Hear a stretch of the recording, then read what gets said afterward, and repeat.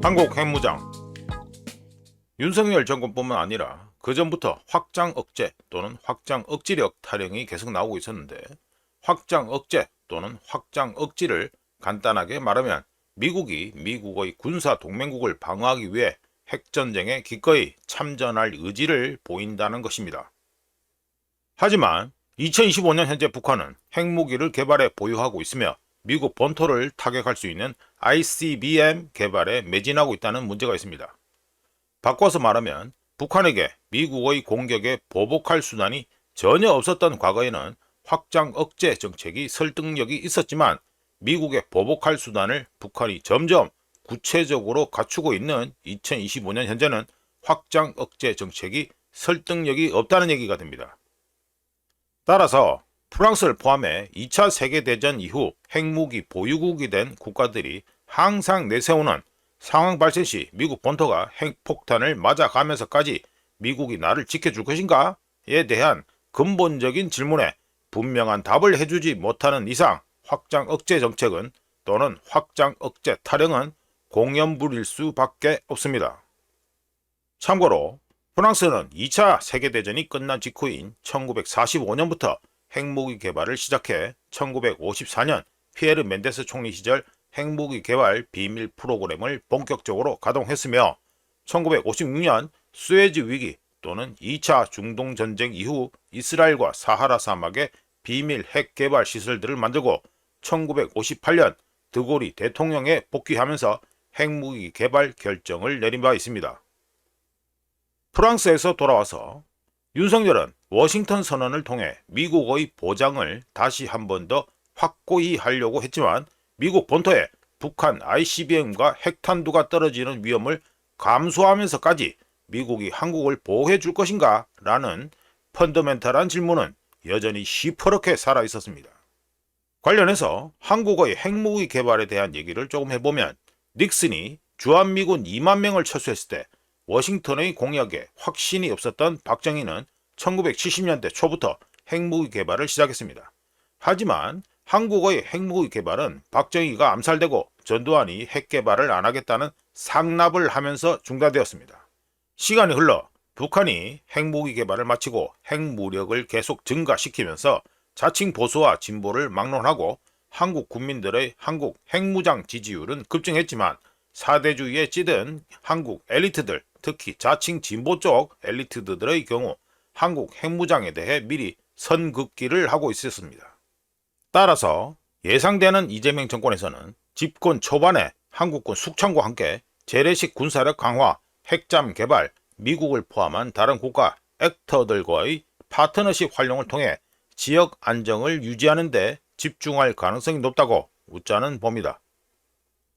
하지만 러시아라는 뒷배가 생긴 북한 김정은이 북미 대화 재개 같은 중재를 거부하고 주한미군 주둔비 대폭 인상을 못해주겠다는 소리를 들은 트럼프가 주한미군 철수라는 위협을 할 경우 생각이 깊지 않고 상황과 환경에 따라 바로바로 말을 바꾸는 억수로 인스턴트한 이재명 정권의 경우 핵무장 카드를 들고 나올 가능성이 있습니다. 여담인데 트럼프의 경우 한국 등의 핵무장에 대해 관대한 입장을 보였었고 지금도 그러고 있기 때문에 깊이가 얕고 억수로 인스턴트한 이재명 정권에서 얼씨구나 하고 핵무장을 하는 쪽으로 방향을 180도 바꿀 가능성이 있는데요.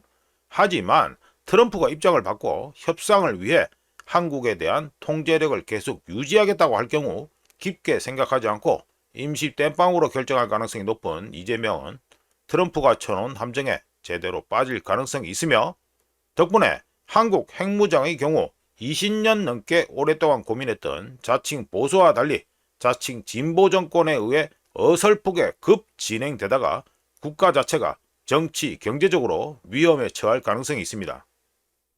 친미질에 이어 친일질도 대놓고 한 윤석열과 달리 이재명은 포퓰리즘을 위해서라도 반일질을 대놓고 할 것이기 때문에 한일 관계가 급냉할 것이라는 것은 불보듯 뻔해서 패스합니다. 일본 자체가 신뢰가 없는 데다가 장난을 수시로 잘 쳐서요. 북한 문제. 바이든 행정부가 북한 문제를 완전히 손 놨고 윤석열이도 북한에 관심이 없었는데 트럼프의 경우 자신이 백악관에 복귀하면 김정은과 잘 지낼 것이라고 여러 차례 얘기할 정도로 여전히 북한에 관심이 많습니다.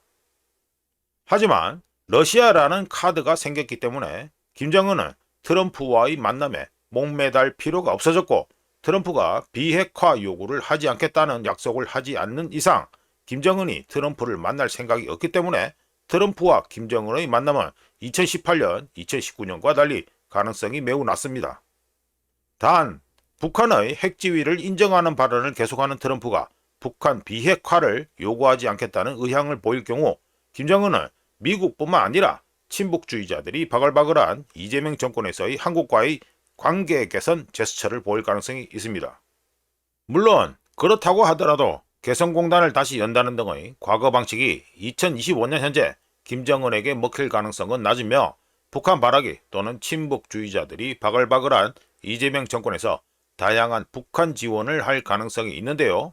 국힘의 대구 경북 자민연화와 함께 할 경우 더불어의 몰락을 가져올 수 있기 때문에 우짜 견적으로 관심 깊게 지켜볼 예정입니다. 우짜든지 북한 문제에 있어서 아이러니한 부분은 이재명 정권이 들어설 경우 북한 문제에 있어서는 한미 공조가 이전 한미 행정부들과 달리 개선될 수도 있다는 것입니다. 중국 관계. 이재명 정권이 들어설 경우 중국 문제에서는 트럼프와의 불협 화음이 당연히 예상됩니다. 트럼프가 중국 강경파들로 행정부를 꾸린 가운데 더불어는 과거부터 베이징과의 화해에 관심이 많았으며, 한국이 중국산 히토리 수입과 칩 수출에서 중국에 의존하고 있는 상황에서 이재명 정권이 들어설 경우 미국의 대중국 강경 경제 정책에서 한국을 분리하려고 시도할 가능성이 높으며, 그런 가운데 사드 배치를 제고할 가능성, 즉 사드 철수 카드를 쓸 가능성이 있다고 우짜는 봅니다. 다만 트럼프가 대만 역시 미국을 이용해 먹고 있다고 하기 때문에 대부분의 한국 사람들이 생각하는 것과 달리 대만 문제는 이재명 정권이든 김문수 정권이든 트럼프 행정부 하에서는 큰 부담이 되지 않을 것으로 보이며, 쿼드 협력 문제 역시 이재명 정권의 경우 북한이랑 중국만 눈에 보일 것이기 때문에 별다른 얘기가 나오지 않을 것으로 예상됩니다. 어쩌든지 굴욕적인 대중국 외교를 할 경우 2025년 5월 25일 현재 당선 가능성이 높은 이재명 정권에게 큰 부담으로 다가올 것이라고 우짜는 봅니다. 러시아, 유럽, 아세안.